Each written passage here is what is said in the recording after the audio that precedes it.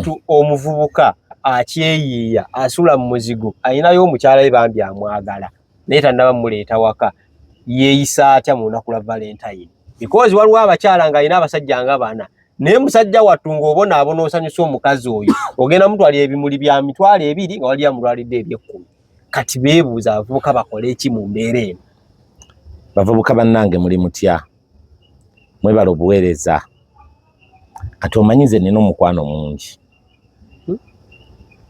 era bandozezzaako mukimanyi I have a lot of love nina okwagala okutagambika naye munnange okwagala tebakulagira mu kuwaayo n'ebigambo kati nze nkwagala nnyo Kacumbaali naawe onjagala naye ojja kwegendereza nga ffenna teri muntu akwata bibbo bya ssente kubiwa munne nene mu bigambo omuntu olagiramu muno laavu ne problemu gye ndabye mu bavubuka b'ennaku zino abawala n'abasajja bannange basusizza obuyaayi enkwe obunnanfuusi obulogo abaana abawala kati n'emikwano balogamiroge so mu mbeera efaanana bw'etyo nze ngamba twalibadde tunoonya kye bayita true love bw'obanga olinayo munno gw'owulira mu mutima gwo ng'oyagala nze ngamba nti buli lw'omusisinkana yalibadde Valentine ye eno eyanga 14 Feb sometimes ebeera yabannankwe yabannanfuusi kubanga lwaki omuntu omulagalavu omulundi gumu mu mwaka nze Kabanda nina omukwano ogutagambika nga sisobola kulaga muntu love yadde mu mwezi love mulundi gumu at least nwana nnyo ennaku 15 nga buli lwandabako nazeeyagalira mu bulamu bwe. President ogamba nti nno ababa bannaabwe ebimuli ku lunaku lwa Valentine babeera bayaaye yabasinga obungi kubanga they are just pretending. You are pretending. Yes. Abawala nga basinga okumanya nti omusajja anjagala yampadde ebimuli yanguliddako yakamyufu yantuteko autu kakati olw'okuba nabo bennyini laavu gye balina yabukuusa abakazi munnange bamaliriza era batomedde bayaaye bannaabwe abalina laavu eyo era ennaku 4 nnaku 3 omuntu n'akusanga olunaku lumu n'akugamba I love you naawe n'ogoberera ate n'otambula ng'olaga nti ate oli mu mukwano munene nnyo n'okusinga gw'obadde naye ebbanga eddene. Nze ngamba olunaku lwa 14 mwolese omukwano ogw'ekigero togenda kwewola mba olw'okuba tolina ssente zigenda kugulira muntu mwenge wamu n'ebimuli ne dresi naawe by'omanyi nti oyagala kufuna bibalabye ate omuntu omukyawe oba omute. Abavubuka b'ennaku zino abasajja n'abakazi ebiseera ebisinga okweyambula kati tekikyali kizibu tekikyali kizibu okweyambulira omulala ajja n'akweyambulira nnaku 3 n'agamba kati ekyo kyaggwa ne kibanga missed call n'atambula n'agenda ku mutendera oguddako. Nze wange Kabanda eyo tebiriiyo. N'okusalawo ne ngamba kati nze nkwesaliddewo mba nkwetegereza nno kitwala bbanga ky'okwetegereza omukwano omutuufu olina okutwala akabanga omuntu ng'okyamwetegereza saidi zonna nenkakasa ndi ddala ekituufu omuntu gwe nafuna ddala muntu mugumiikiriza mulungi mwerufu mu byagenda okutambuliramu naawe omukazi naawe nenkwetegereza naye gwe nenkufuna ennaku 3 nti gundi tugende abasajja be basinga okwagala anti bayaaye tebalina mukwano bayaaye balimba.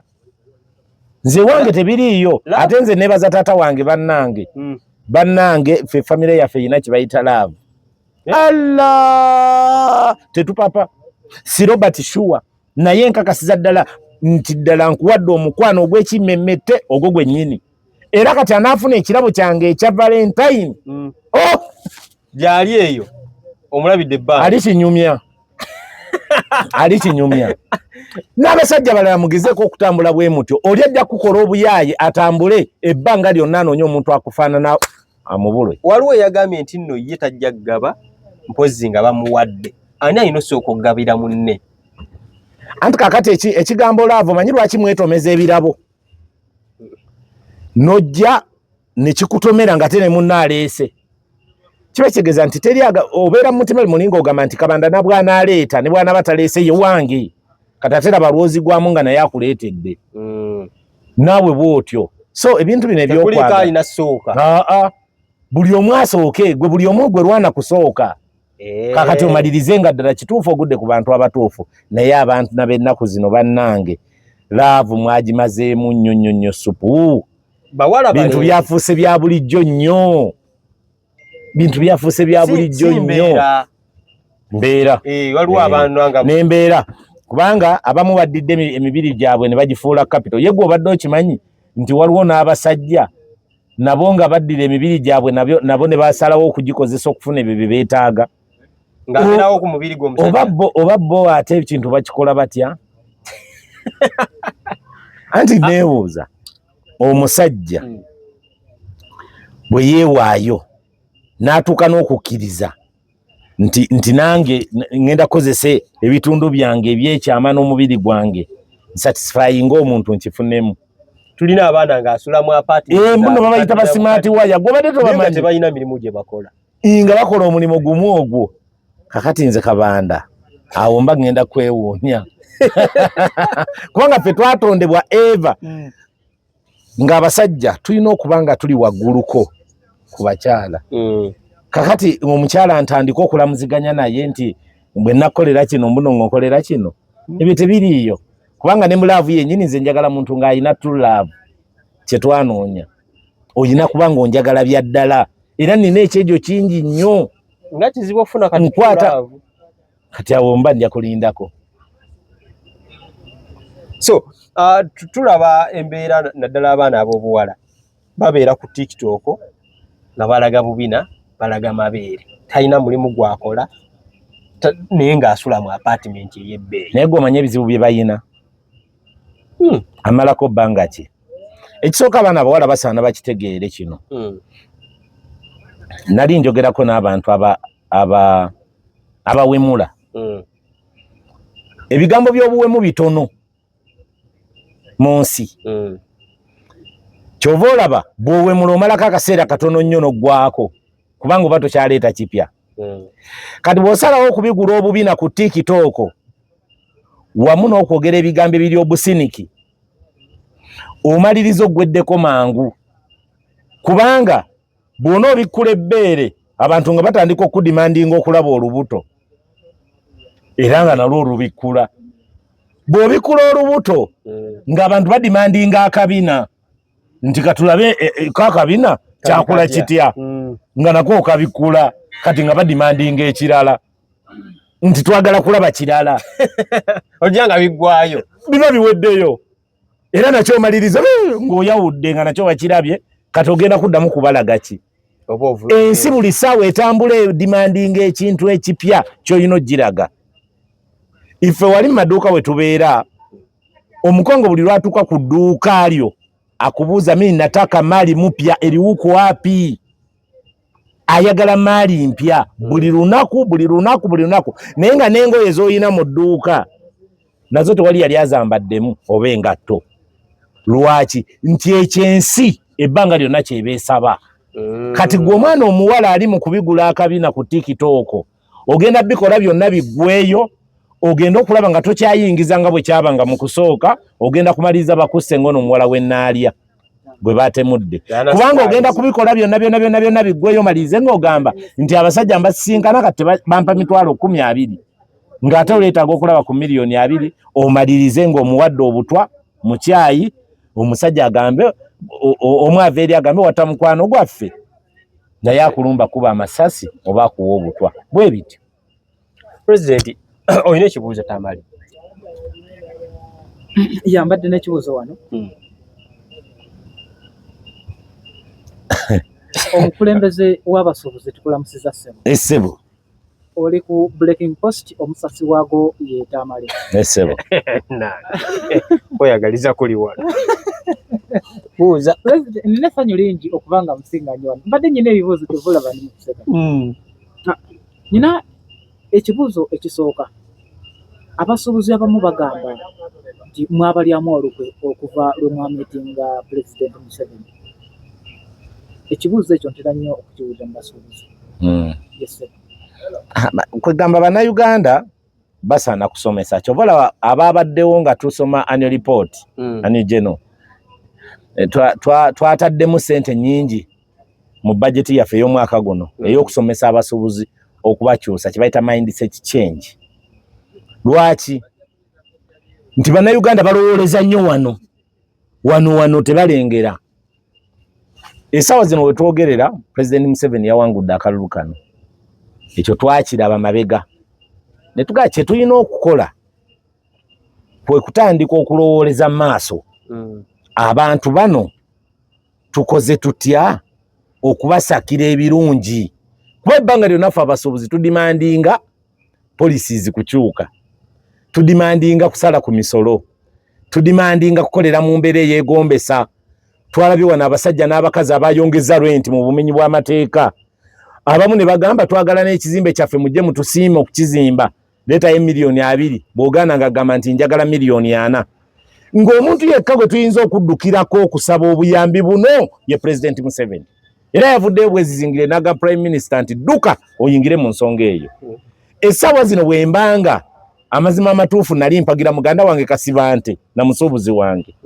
Awangule yataddeyo n'omusango mu kkooti yennyini n'aguggyayo. Amazima ga Katonda muggulu naalibadde nsakidde abasuubuzi. Kubanga nze ndi amwe senior businessman. Sisobola ssaawa zino nze kwenyigira mu byabufuzi kuba sibiriimu. Kati gwe ssaawa eno bw'otandika okuntunuuliza mu ngeri endala n'ogamba mwami Kabanda kakati gwe jangu otwegatteko ate tusigukulule Museveni mu buyinza. Nze nga bwe manyi bannabyabufuzi abakozesa obukozesa abantu. Mwami Kabanda mba sijja kikola. Lwaki? Kubanga neetaaga policies kukyuka. Neetaaga oyo ali mu buyinza gwe yakubye edda indicator nti agenda kuwangula. Onule sirina kirala.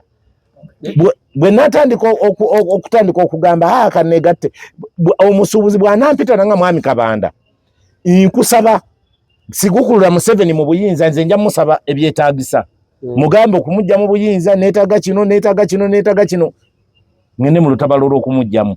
Bwe nali nsaba obukulembeze buno nasaba kuyamba basuubuzi bakolere mu mbeera ennungi policies zikyuke n'ebirala. Era bye ndi mu kudimandinga. Kati bw'ogenda wa President obeera by'ogenze okunoonya. Period sirina kirala.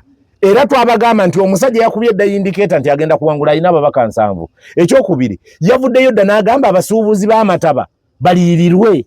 Nene kakati bannabakulira. Nessaawa eno tebannabaliyirira naye tugamba ssebo watusuubiza. Kati singa Kasibante ye yalya n'alibadde nga nti mwami Kasibante watusuubiza oba Munyagwa watusuubiza. Haji Munyagwa. Ekibuuzo ekirala. Wano wennyini Breaking Post twajja ne tulaga abantu amataba abaakoseddwa. President Museveni n'alabwako nga abasuubiza okubawa ssente kati wakayita emyezi nga 5. President Museveni gwe mwawagira kiki ekyagaana okubanga babawa byagamba nti babawe nga temunyumira. Kakati nze nganze President bwe yamala okutusuubiza batuwe ng'abantu abaakosebwa. Offices zonna bannabyabufuzi abakola ku nsonga zino baafuluma offices baali tebaliiwo. Tutambudde tetwafuna buyambi. Naye we twogerera essaawa eno bonna bakomyewo. Ate yatusuubiza yawangudde. Kati tubasaba abasuubuzi basigale nga bakyali patient. Kambuuze awo. Essaawa yonna naddala okutandika next week tugenda tutandika okuddamu okutabala ma office ago kuba batandise okudda. Tulaba abantu bano nga baliyirirwa. Bwe yabagamba nti ndo baliyirire. Yakyogera bwogeza otalina office yabatwalamu nti oba Jenny Baleke abantu bano bawe ssente zaabwe. Oba Prime Minister talina yakirekaawo. President ensonga mu kusooka yali yazikwasa Prime Minister. Era essaawa eno tuli mu engagements okumulaga omulimu guno bwe gwatuuka kuba naye alina bye yatutuma. Prime Minister. Yes, do and do this and this and this. Kye twakola. Kati nkakasa nti mu periodi eno bwe kinaaba kiwedde kye yatuma automatically tugenda kukola ensonga eno eggwe mu butereevu. Waliwo abantu abafiirizibwa ebyabwe ne bava ne maduuka ne badda ku nguudo. Ate Prime Minister yagambye babagobe. Abantu bo tebagenda kugendera omu nga tebalina yeeyirirwa. Ekyo kituufu, abantu bagenda kukosebwa lwa nsonga nti ennaku bwe yamala okubabuutikira ng'amataba gamanywedde, amazima amatuufu abamu baddukira ku nguudo. Bwe baddukira ku nguudo, kati orders za gavumenti zigamba ate muyina okuvaako. Obwo buvunaanyizibwa bwaffe ng'abakulembeze ab'ensa essaawa eno mu kakyo kano okulaba nga tulwanirira abantu bano ne baba bavudde ku nguudo bafune bwe babassa abo abagenda okuganyulwa mu nteekateeka eno ate n'abatagenda kuganyulwa mu nteekateeka eno era nabo bafune bwe babateekerateekera bwe balina okukola ki okusangibwa kubanga nabo bannayuganda ne lwankubadde bakolera ku nguudo. Era tukakasa bulungi nti baleese n'ekiwandiiko kyabwe wali ku ofiisi ya futa enteekateeka ezo zonna twazitandiseeko era tukakasa bulungi nti bagenda kufuna obwenkanya. Kabuzo kange Kasembayo. Mwami mukyala Minister Misa Kabanda ng'ate ndowooza bwe bamuyita Misa Kabanda naawe bakuyita Kabanda yeesimba okubwa Kampala n'awangula. Y'omu eyavuddeyo n'agamba abatembeeyi mugende nga tabalumiriddwa ate nga nabalabako naye nga abasaba akalulu ng'ate basuubuzibwa. Yakubirako ku ssimu ku nsonga ezo. Honorable Misa Kabanda amazima amatuufu waliwo kye bayita obuvunaanyizibwa responsibility. Obuvunaanyizibwa bwa Misa Kabanda essaawa eno ayina okuteekerateekera bulungi, ayina okuteekateeka obulungi ekibuga. Ekyokuba nti nno abantu bano baamulonda abalonzi be n'ebirala bingi naffe abakulembeze tuwadde bawagizi be ekyo tekimugaana tekola buvunaanyizibwa bwe nga minisita wa Kampala ne lwankubadde kati MP. Wabula ayina okuteekawo ekituufu nga bwe yazze n'agamba nti bannange tetukyabeetaaga ku nguudo, ekyo kye kituufu ekibuga kibi kirabika bubi. Naye abantu bano bagenda bagenze batya? Era ife ebbaluwa yabwe twagirisiivinze era gye tulina okuddukira nga nkakasa bulungi nti tayinza butabayamba. Obweyamu bwempa abantu abo kwe kusigala nga bali patient, nga bali so calm, okulaba ng'ensonga eno nga bwe tugenda okubateekateeka bakkirize bagende n'ekyo. Wabula tetusobola kubadduka kubanga ne lwankubadde batembeeyi abalaba street vendors n'ebirala tulina okusigala ng'era bakyali bantu baffe nga bwe babadde emabega. So Prime Minister Honorable Minister wa Kampala Idi ne bakama baffe bonna ba stakeholders abakulembeze mu Kampala wano tubasaba abantu bano mubakwate bulungi kubanga balonzi baffe tetukyalina wakubateeka wabula tubayise nga abantu abaffe bennyini era tubateekereteekere mu bwangu ddala basobole okuva mu nguudo ku lw'obulungi bw'ekibuga ekiyonjo. Tweyanzege Pulezidenti w'abasuubuzi looza muwulidde n'ebitukwatakwatayo okuba muntu wa bulijjo ate bigenda mu maaso abiraba tuyinza obutasukka kaawo naye ng'akasembayo akange ddala eri omwana w'omuvubuka. Walabye akatambi omuvubuka ke yafukamidde naawe omwana w'obuwala empeta n'amukuba oluyi.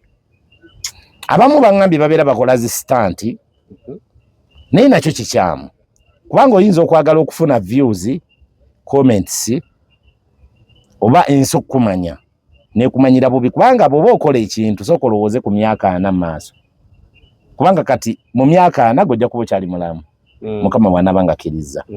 Omwana wo n'omuzzukulu bagenda kulowooza ki? Oyagala stunt, oyagala okubeera owakabi, oyagala abantu okukulaba mu bimuli n'awalala wanje naye sigino kigyolaze. Ekirala mu abaana abawala ne bakuteeka nga mu firimu. Kakati firimu gye bakutaddemu abaana bo bagenda kulaba batya nti wakuba omusajja oluyi.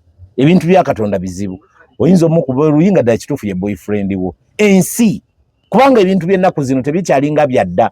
Edda baatunyumizanga abasajja nti bagendanga eyo Muzimbale Jinja wa ne badda nga bazimbye obusajja bonna nga buzimbye olw'emikolo gye bakoze eri.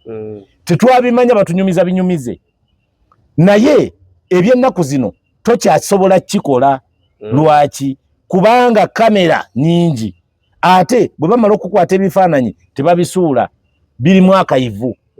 Oyogera ebigambo bisatu oli n'akajjayo n'akateeka wano kati n'obanga olabika ensi egenda kutwala etya. Ogenda kuba kyenkya osobola okuba ng'okola ebintu ebifaanana bwe bityo naye ate ng'ogenda kwesimbawo ku bw'MP.